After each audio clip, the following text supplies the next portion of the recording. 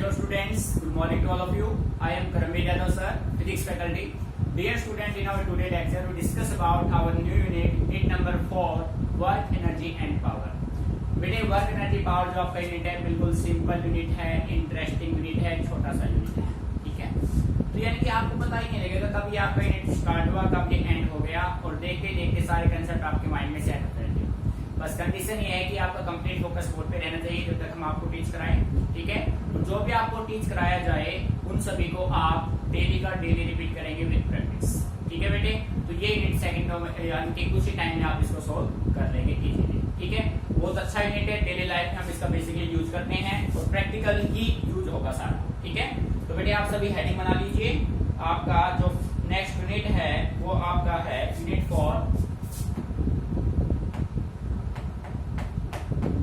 4 उसका नाम है work energy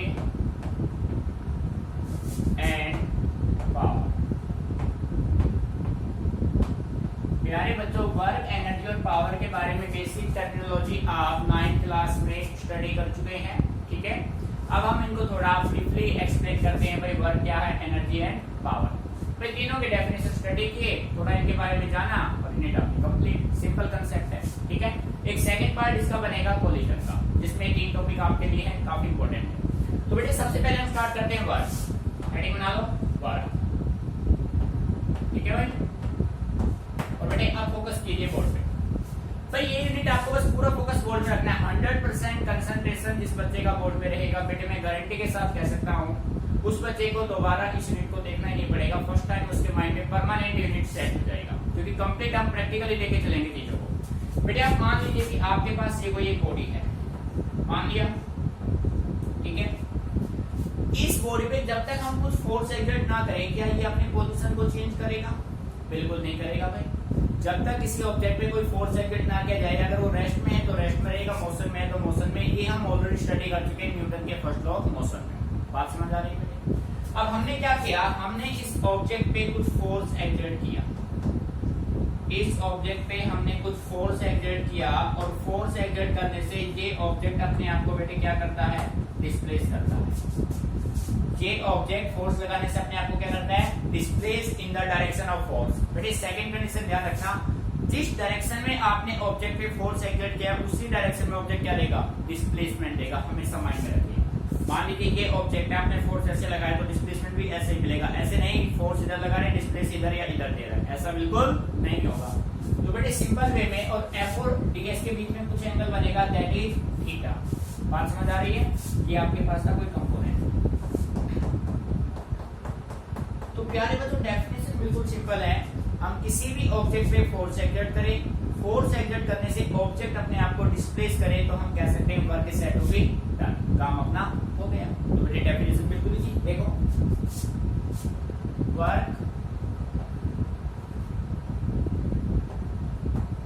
work is said to be done, work is said to be done if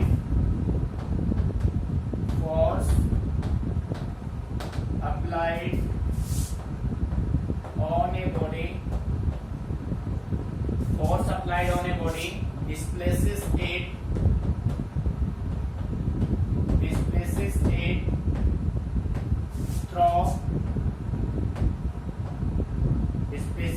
through certain distance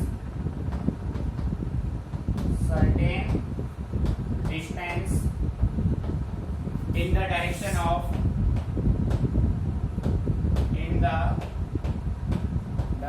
of applied force। विद्यार्थी समझ में, इस ऑब्जेक्ट पे आपने जैसे फोर्स एक्सर्ट किया, फोर्स अप्लाई करने से ऑब्जेक्ट अपने आप को क्या करे बेटे, डिस्प्लेस करे। और कौन से डायरेक्शन में, जिस डायरेक्शन में आपने फोर्स अप्लाई किया उसी डायरेक्शन में आपको क्या मिले, चेंजेस मिले, then we can say that work is said to be done. बात समझ आ रही है? ठीक है। अब देखो भाई, ये तो हो गया theoretical definition. Work is said to be done if force applied on a body displaces it through certain distance in the direction of applied force, ठीक है। अब सेकंड डेफिनेशन जो आपका बनेगा वो आपका बनेगा मैथमेटिकली। सो बेटे मैथमेटिकली मैं कह सकता हूं, mathematically basically work is equal to the dot product of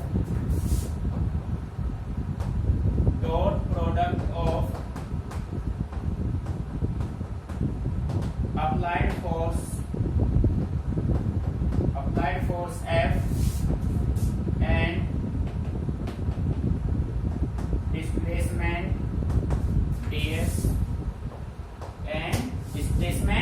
ds, ठीक है। तो बेटे मैथमेटिकली आप ऐसे राइट कर सकते हैं, work is equal to F dot ds। Direction को रिप्लेस करेंगे तो बेटे ये बनेगा F ds cos theta. Meaning समझ में आ रहा है बेटे? ये डेफिनेशन है आपका थ्योरेटिकल, ये है मैथमेटिकल। मैथमेटिकली हम कह सकते हैं जो अपना वर्क डन होगा वो डॉट प्रोडक्ट होगा अप्लाइड फोर्स F और डिस्प्लेसमेंट ds का। This represent dot product.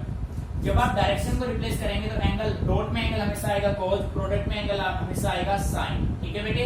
So dot product है तो यहाँ पे क्या आ गया cos थीटा। सो बेटे अब आपसे ये पूछा जाएगा वर्क कैसा क्वांटिटी है, तो हम कहेंगे work is a scalar quantity because of dot product. Work is a scalar quantity. अब बेटे रीजन पूछा जाए तो रीजन क्या होगा? because of dot product। किसकी वजह से भाई? डॉट प्रोडक्ट की वजह से, बिकॉज ऑफ डॉट प्रोडक्ट। ये बात समझ में आ रहा है, ठीक है। वर्क एक स्केलर क्वांटिटी माइंड में रखिए भाई, डायरेक्शन होने के बाद भी ये स्केलर क्वांटिटी है। अब स्केलर क्यों है? क्योंकि F और ds के बीच में कैसा प्रोडक्ट है? डॉट। जब किन्हीं दो फिजिकल क्वांटिटी के बीच में डॉट प्रोडक्ट हो तो वो कैसा क्वांटिटी होगा बेटे? स्केलर क्वांटिटी होगा। बात समझ आ रही है? ठीक है, अच्छे से नोट कर लीजिए, फिर बात करते हैं इसके assignment.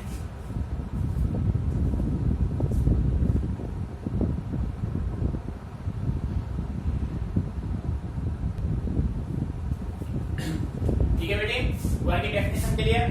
Quantity scalar because of dot product. अब हम इसको रफ कर रहे हैं। नेक्स्ट हम हेडिंग बनाते हैं टाइप्स ऑफ वर्क। ठीक है भाई, वर्क के कितने टाइप होंगे बेटे अच्छे समझना है इसको।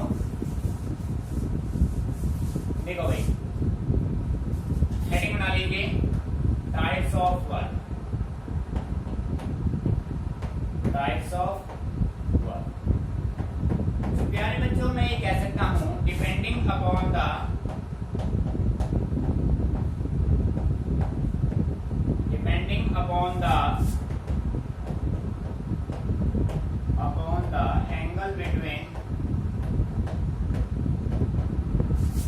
angle between F and ds। किसके बीच का एंगल? फोर्स और डिस्प्लेसमेंट के बीच के एंगल के बेस पे work is of three types. Work is of three types. बेटे वर्क के कितने टाइप होंगे? थ्री टाइप होंगे। कैसे? देखो, फर्स्ट टाइप आपका बनेगा पॉजिटिव वर्क।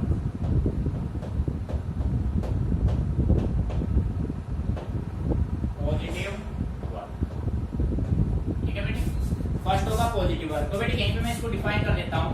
पॉजिटिव वर्क कब होगा? इफ थीटा बेटे कितना हो? 0 डिग्री।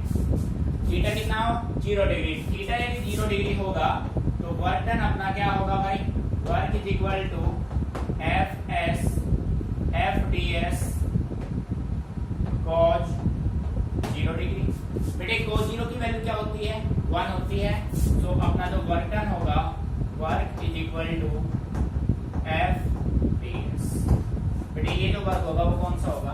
पॉजिटिव। मीनिंग समझ में आ रहा है? ठीक है। वर्क पॉजिटिव कब होगा? जब थीटा F और ds के बीच में जो एंगल है वो कितना बने? 0 डिग्री। F और ds का एंगल अगर 0 डिग्री बना तो बेटे 0 डिग्री कैसे बनेगा? ऐसे बनेगा। देखो, ये कोई ऑब्जेक्ट हो गया। इस ऑब्जेक्ट पे आपने फोर्स अप्लाई किया। फोर्स अप्लाई करने से ये ऑब्जेक्ट क्या थे?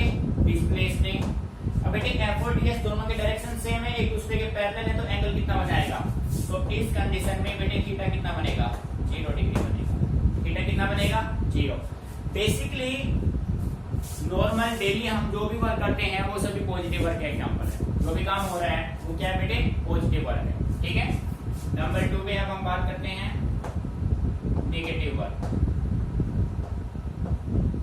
नेगेटिव वर्क देखो बेटे, हम ये कह सकते हैं कि if theta is equal to 180 degree, force और डिस्प्लेसमेंट के बीच में एंगल कितना बने, 180 डिग्री, देन बेटे W is equal to F PS cos 180। प्यारे बच्चों 180 डिग्री cos 180 की वैल्यू होती है -1, तो बेटे जो अपना वर्क होगा वो अपना होगा -F PS। मीनिंग समझ में आ रहा है? अब देखो भाई इसके एग्जांपल लेते हैं। इसके एग्जांपल्स क्या क्या, what are the example of negative work. Important है, पेपर में यही आपसे पूछा जा सकता है। देखो बेटे यहाँ पे मैं लिख लेता हूँ example of negative work. Example of negative work, ठीक है। एग्जांपल की बात करें तो बेटे फर्स्ट मैंने लिया work done bye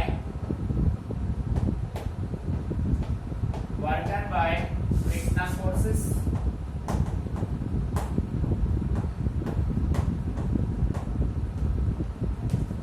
frictional forces से जो भी वर्क होगा वो क्या होगा, वो नेगेटिव होगा। कैसे होगा वो देखो बेटे, मान लो ये कोई एक बॉडी है, ठीक है, एक बॉडी है, इस बॉडी पे आपने फोर्स अप्लाई किया, F अप्लाई किया। F है अप्लाइड फोर्स। कौन सा फोर्स है, अप्लाइड, ठीक है। और इस बॉडी पे एक बैकवर्ड डायरेक्शन में फोर्स लगेगा, that is force of friction. This is frictional force, this is applied force. और बेटे ये कौन सा है, force of friction, frictional force, frictional force. बेटे फ्रिक्शन हम थर्ड चैप्टर में अच्छे से स्टडी कर चुके हैं। किसी ऑब्जेक्ट को अगर हम फॉरवर्ड लेके जाना चाहेंगे तो उसमें एक अपोजिट सेंस में फोर्स लगेगा, that is said to be force of friction. तो बेटे दोनों के बीच में जो एंगल है वो कितना बनेगा, 180 डिग्री बनेगा। एंगल कितना बनेगा, 180 डिग्री। बात समझ आ रही है? तो आप ये कह सकते हैं जो वर्क डन होगा वो होगा आपका F PS cos 180। cos 180 -1, तो बेटे वर्क कैसा आएगा, नेगेटिव आएगा ना। अरे कहाँ है ना बेटे, मीनिंग आया समझ में? फ्रिक्शनल फोर्सेस से जो भी वर्क होगा वो हमेशा क्या रहेगा बेटे, नेगेटिव रहेगा। ठीक है, सेकंड एग्जांपल देखो, वर्क डन बाय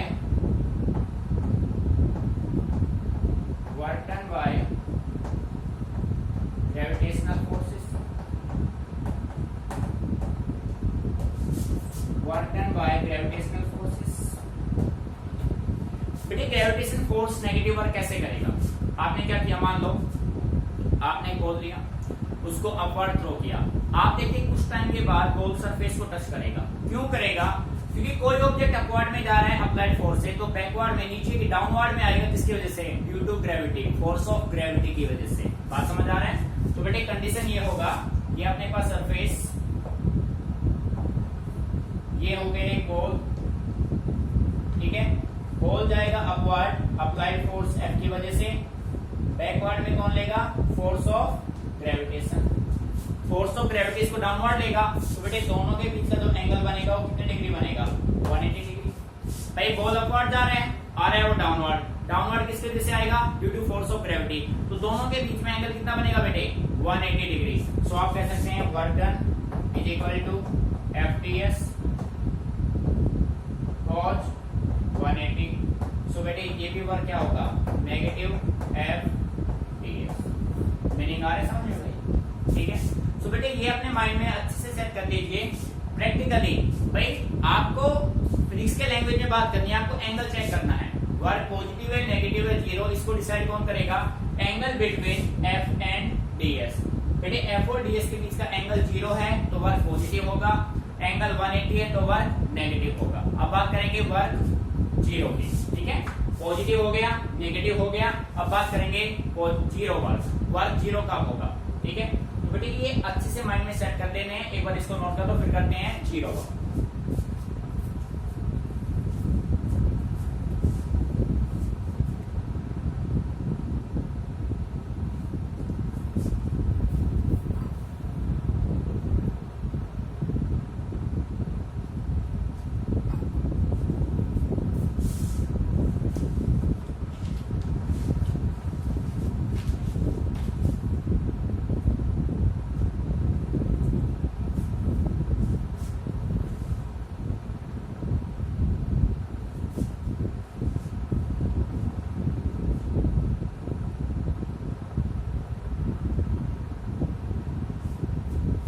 ठीक है बेटे, अब इसको रफ कर देता हूं मैं। देखो भाई बेटे नंबर 3 पे अपने पास हमने 3 टाइप इसके बताए हैं, तो नंबर 3 पे हम बात करेंगे जीरो वर्क की। ठीक है, अच्छे से ऑब्जर्व कीजिए। Point number 3 zero. बेटे जीरो वर्क कब होगा? जब थीटा क्या हो, थीटा आपका क्या बने 90 डिग्री। थीटा 90 होगा तो वर्क अपना होगा एफ डी एस cos 90। प्यारे बच्चों जैसा कि आप सभी जानते हैं cos 90 की वैल्यू क्या होती है? 0। सो वर्क डन अपना क्या होगा? 0। ठीक है बेटे, आगे में नहीं समझ में? अब देखो भाई आपसे पूछा जाएगा what are the examples of zero work. Zero work के एग्जांपल क्या होंगे? तो बेटे फर्स्ट एग्जांपल देखो, example number 1, when force is applied on a body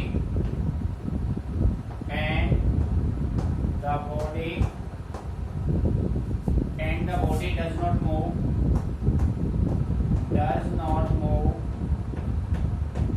at all, then the work done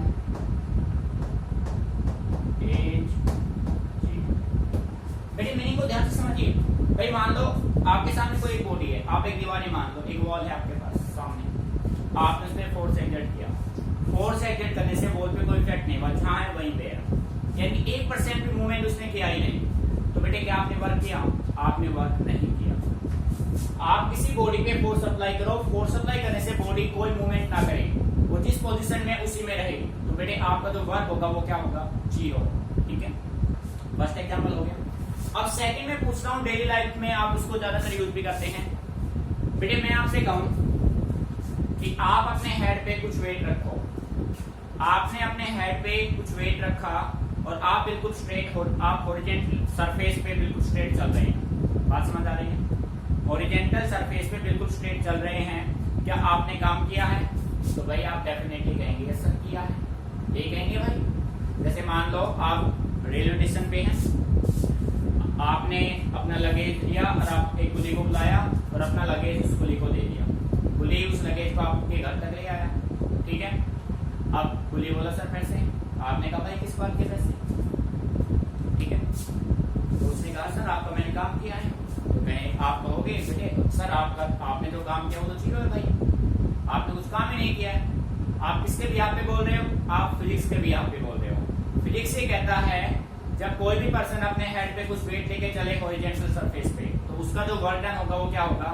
0 होगा। माइंड में हमेशा रखना, work done by A pulley carrying load on his head is 0।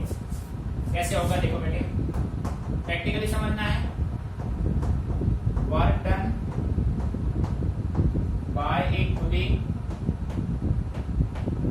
Carrying load, बेटे load का मतलब यहाँ पे वेट है, on his head, on his head on A horizontal surface, on a horizontal surface is 0। अब बेटे कुली मान लेगा? कुली बिल्कुल नहीं मानेगा, वही झगड़ा कर देगा। आप भी मत करिए, उसके पैसे दे दियो भाई। ठीक है, क्योंकि फिजिक्स का लैंग्वेज कहता है उसका वर्तन क्या होगा? 0 कैसे होगा वो देखो बेटे। ये हो गया सरफेस, ठीक है, हॉरिजॉन्टल सरफेस हो गया, ये हो गया कुली।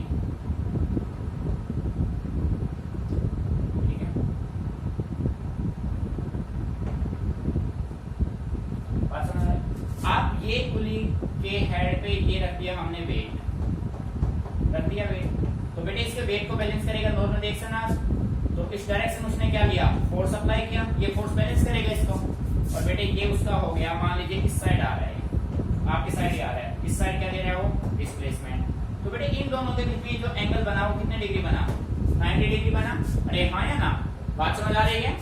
तो आप ये कह सकते हैं work done is equal to F ds cos 90, और बेटे वर्क डन बाय ये कुली क्या होगा? 0। चाहे समझ में? फिजिक्स कहता है कुली ने जो काम किया है वो किया है, ये काम क्या है कुली का? 0। और प्रैक्टिकली वो कर रहे हैं भाई। वैसे तो आपकी नजर में तो कर रहा है, बट फिजिक्स की नजर में उसका वर्क क्या है, 0। ठीक है, तो बेटे थर्ड एग्जांपल बोल देते हैं, इसमें काफी इंपॉर्टेंट कंसेप्ट है, ध्यान से सुनना, अभी नोट नहीं करना है बेटे। एग्जांपल काफी इंपॉर्टेंट है, माइंड में सेट कर देना परमानेंटली। ठीक है, देखो number 3, work done bye centripetal force is always 0। बेटे work done bye centripetal force, centripetal force क्या होता है आप अच्छे से स्टडी कर चुके हैं लॉज ऑफ मोशन में। सेंट्रीपिटल फोर्स से जो भी वर्क होगा वो आपका क्या होगा, 0। क्यों होगा, क्यों होगा भाई, क्योंकि बेटे सेंट्रीपिटल फोर्स हमेशा एक्ट करेगा perpendicular to the direction of velocity. बात समझ आ रही है, तो यहाँ पे मैं कह सकता हूँ बिकॉज, रीजन अच्छे से क्लियर हो गई, because centripetal force always act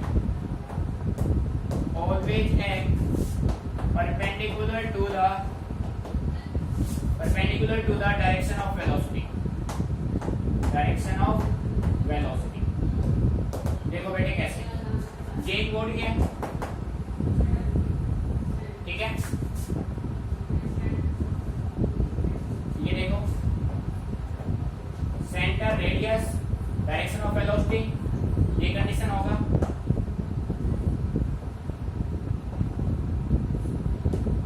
बेटे डायरेक्शन ऑफ वेलोसिटी है ना, एक्सेलरेटेड मोशन है, हम अच्छे से स्टडी कर चुके हैं। और बेटे सेंटर की तरफ जो फोर्स लगेगा वो कौन सा होगा, सेंटीमीटर। तो ये एंगल कितना बन रहा है, 90 डिग्री। हाँ या ना, डायरेक्शन ऑफ वेलोसिटी और सेंटीमीटर फोर्स के बीच का एंगल कितना बन रहा है, 90 डिग्री। तो we can say write F ds cos 90।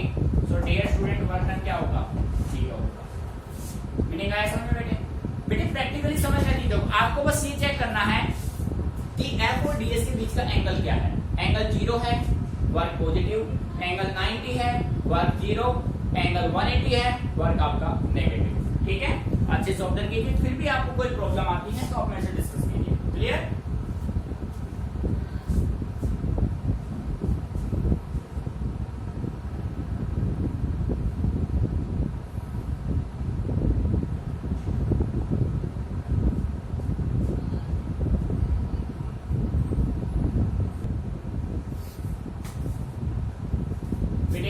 Positive work, negative and 0 तीनों के एग्जांपल हमने कर दिए, अच्छे से माइंड में इसको सेट रखना है। नेक्स्ट टॉपिक की अब हम बात करते हैं बेटे, नेक्स्ट टॉपिक आप बना लीजिए एसआई यूनिट ऑफ वर्क की हम बात करेंगे, work SI unit for serious unit. ठीक है, देखो बेटे नेक्स्ट आप लोग कीजिए एसआई यूनिट ऑफ वर्क। बेटे वर्क का जो एसआई यूनिट है वो आपका होता है जूल, जिसका सिंबल होता है J। ठीक है, the SI unit of work is joule. अब आपके पास क्वेश्चन ये बनेगा कि फाइंड 1 जूल ऑफ वर्क। भाई किसी भी बॉडी का जो वर्क डन है वो 1 जूल कब होगा, ये आपसे पूछा जाएगा। तो बेटे यहाँ पे मैं ही बना लेता हूँ 1 जूल। हमें डेफिनेशन किसकी बनानी है, 1 जूल की। ठीक है, प्यारे बच्चों देखो, जैसा कि हम जानते हैं एल work done is equal to F ds cos theta. ठीक है, अब बेटे वर्क आपको कितना चाहिए, 1 जूल। फोर्स क्या होगा, 1 न्यूटन। ठीक है, डिस्प्लेसमेंट कितना होगा, 1 मीटर। एंड थीटा कितना बनेगा, 0 डिग्री। थीटा कितना बनेगा भाई, 0 डिग्री। बेटे प्रैक्टिकली कंसेप्ट ये है, किसी भी बॉडी का वर्क डन 1 जूल कब होगा। आप मान लो कि आपके पास ये कोई एक बॉडी है, ठीक है, मैं यहाँ पे इसको बना लेता हूँ, यहाँ पे एक बॉडी है। बेटे प्रैक्टिकली समझना इसको, इस बॉडी पे हमने कुछ फोर्स एक्सर्ट किया, और कितना फोर्स एक्सर्ट किया मैंने, 1 न्यूटन का फोर्स। 1 न्यूटन के फोर्स से ये बॉडी कितना डिस्प्लेस हो, 1 meter in the direction of applied force. जिस डायरेक्शन में आपने फोर्स अप्लाई किया, सेम डायरेक्शन में बॉडी डिस्प्लेस हो, then work is said to be 1 joule. बेटे डेफिनेशन रटाफिकेट नहीं करना है, आपको समझना है। तो देखो यहाँ पे मैं कह सकता हूँ work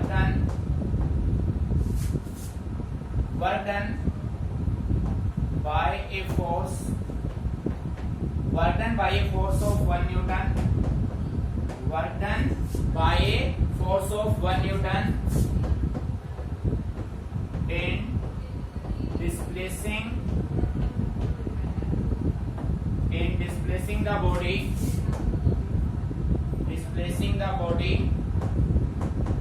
1 meter in its own direction in the direction of applied force in the direction of applied force is said to be 1 joule। बेटे मीनिंग आया समझ में? देखो भाई, आप किसी ऑब्जेक्ट पे 1 न्यूटन का फोर्स एग्जर्ट करो, 1 न्यूटन के फोर्स से बॉडी कितना डिस्प्लेसमेंट है बेटे? 1 meter in the direction of applied force, then work is said to be 1 joule. मेरी मीनिंग अच्छे से क्लियर? आपको डेफिनेशन रटिफिकेट नहीं करना, समझना है कि भाई हम किसी बॉडी पे यदि 1 न्यूटन का फोर्स एग्जर्ट करें, उस 1 न्यूटन के फोर्स से बॉडी कितना डिस्प्लेस हो? 1 meter in the direction of applied force, then we can say that the work is 1 joule. बेटे आगे मीनिंग समझ में? आपको बस अपने कंसेप्ट के अकॉर्डिंग डेफिनेशन क्रिएट करना है, रटना नहीं है कि भाई रटी ट्राई डेफिनेशन हम वहां से याद करेंगे, ऐसा नहीं है, ठीक है बेटे। अब बात करते हैं सीजीएस यूनिट की। सीजीएस यूनिट ध्यान से सुनना। सीजीएस यूनिट बेटे वर्क का सीजीएस यूनिट होता है अर्क। क्या होता है? अर्क, ठीक है। अब आपसे पूछा जाएगा डेफिनेशन ऑफ वन अर्क। वन अर्क की डेफिनेशन, सो आप सिंपली कह सकते हैं बेटे जूल है, वहां पे क्या जाएगा? अर्क, ERG। न्यूटन बेटे फोर्स का ऐसा यूनिट होता है न्यूटन, फोर्स का सीजीएस यूनिट होता है डायन, तो यहाँ पे हो जाएगा 1 डायन, 1 डायन, ठीक है। मीटर ऐसा ही होता है तो सेंटीमीटर सीजीएस होता है 1 सेंटीमीटर, और बेटे थीटा अपना क्या रहेगा? 0 डिग्री। सो प्यारे बच्चों, डेफिनेशन आपका क्या होगा बेटे? जहां पे न्यूटन है वहां पे रख दो अर्क, सॉरी जहां पे न्यूटन है वहां पे रख दो डायन, जहां पे मीटर है वहां पे सेंटीमीटर, जहां पे जूल है वहां पे अर्क। तो आप कह सकते हैं work done by a force of 1 dyne in displacing the body by 1 centimetre in the direction of applied force is said to be 1 erg. Meaning clear? तो यहाँ पे आप ये डेफिनेशन नोट करेंगे, आपको बस ये सिंबल चेंज करने हैं। न्यूटन को रिप्लेस करो डायन से, मीटर को सेंटीमीटर से, और जूल को अर्क से, बाकी सारा सेम। क्लियर? तो बेटे दोनों डेफिनेशन यहाँ पे नोट कीजिए अंडरस्टैंडिंग से।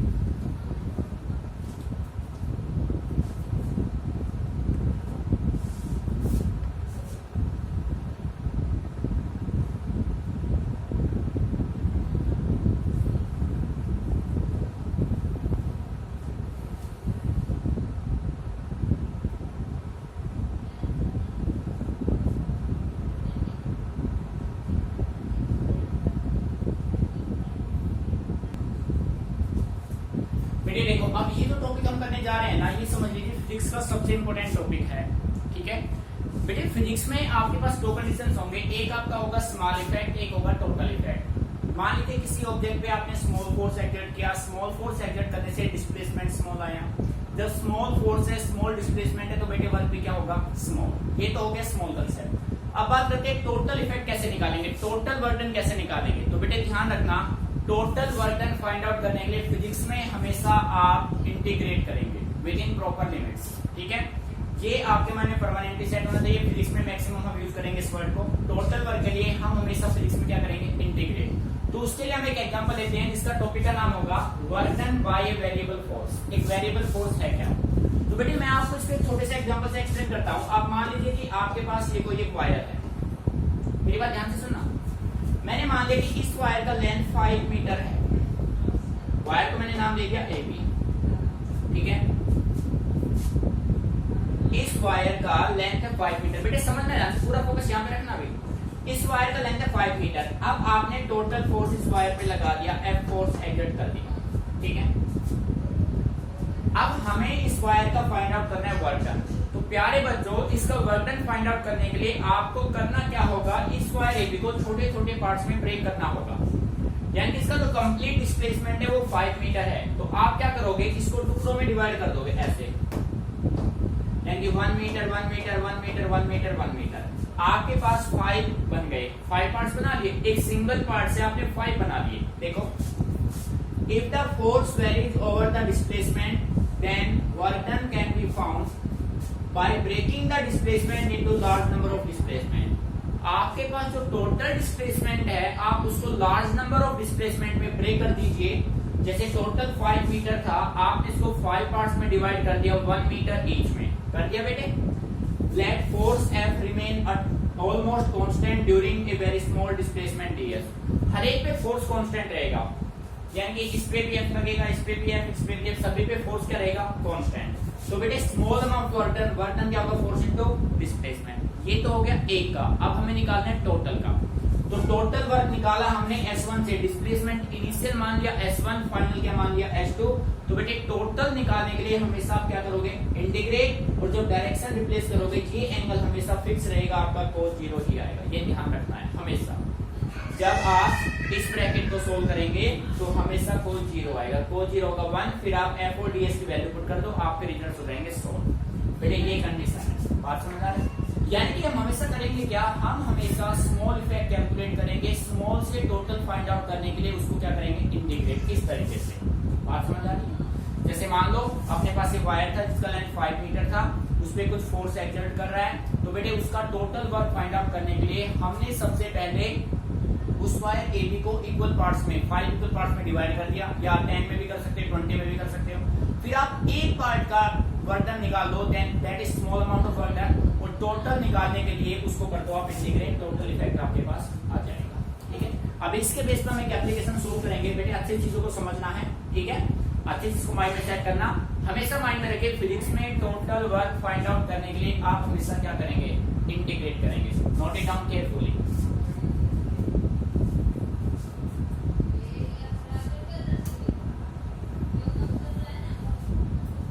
बेटे इस कंसेप्ट को अच्छे से समझना है। S1 S2 का यूज कैसे होगा वो आपको, जैसे मान लो भाई यहाँ पे मैं कहता डिस्प्लेसमेंट 0 से 5 हो गया, तो मिनिमम हो गया 0, मैक्सिमम हो गया 5, तो लिमिट S1 की वैल्यू क्या पुट करोगे? 0, S2 की वैल्यू क्या जाएगा? 5। यानी कि मिनिमम से लेकर मैक्सिमम आप कहां जा रहे हो? लिमिट पहुंचे। This is lower limit, this is upper limit. Lower limit आपका मिनिमम वैल्यू होगा, अपर लिमिट आपका मैक्सिमम वैल्यू होगा। इस तरीके से आप यहाँ पे लिमिट्स इंप्लीमेंट करें। ठीक है,